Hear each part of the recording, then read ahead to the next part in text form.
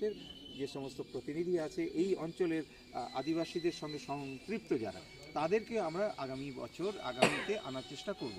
এবং যেটা আমরা বলতে চাইছি যে সরকারি যে দৃষ্টিভঙ্গি, সেটাও তাদেরকে আমরা আকর্ষণ করার চেষ্টা করছি কি তোমরা দেখো এই যে ভ্যালু অ্যাডেড যে প্লেস, এখানকার যে কালচারাল যে হেরিটেজ, ইনট্যাঞ্জিবল যে হেরিটেজ কালচারাল যে এটাকে আমরা তুলে ধরতে চাই বিশ্ববাসীর কাছে।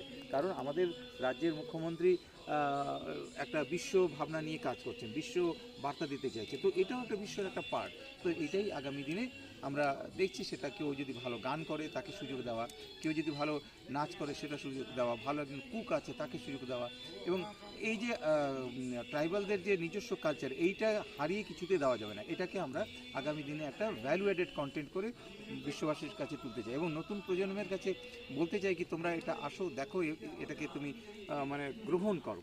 আর এটা যেটা হচ্ছে যে